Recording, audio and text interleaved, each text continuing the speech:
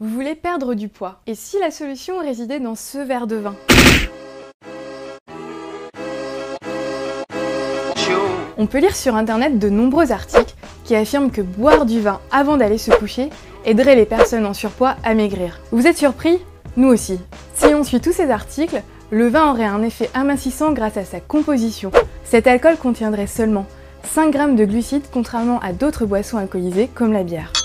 On trouverait aussi dans le vin une substance appelée resveratrol. Cet élément permettrait de réduire la formation des graisses dans notre organisme. Enfin, le vin est présenté comme ayant un effet rassasiant. 3 points qui permettraient de s'alléger de quelques kilos.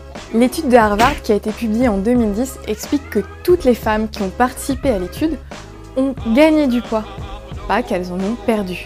Parmi ces femmes, celles qui buvaient une quantité modérée d'alcool avaient moins de chances que celles qui n'en buvaient pas du tout de devenir obèses. Cette étude toutefois a des limites. Les auteurs n'ont pas pu faire la différence dans les modes de consommation. Ils ne savaient pas si les participantes avaient consommé l'alcool en une seule fois pendant la semaine ou en plusieurs fois. Les auteurs n'ont pas non plus vérifié l'influence du milieu dans lequel vivent les participantes et celles-ci venaient en majorité du même milieu.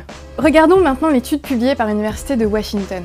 Elle cherchait à savoir si le resveratrol, un polyphénol que l'on trouve dans la peau des raisins, pouvait aider au développement de la graisse brune dans la graisse blanche. La graisse brune est souvent qualifiée de bonne graisse quand la graisse blanche accumulée provoque l'obésité. Selon cette étude, des doses élevées de ce polyphénol aident le développement de cellules de graisse brune dans le tissu de graisse blanche. Cette étude a été menée sur des souris. Impossible donc d'en conclure que l'on observera le même phénomène chez les humains. Et puis ce fameux polyphénol, on en trouve beaucoup plus dans le raisin ou dans les baies que dans le vin. Il faut rappeler aussi que le vin est calorique. Un verre de vin contient à lui seul 126 calories. Si vous souhaitez perdre du poids, rien ne vaut une alimentation équilibrée et une activité physique régulière.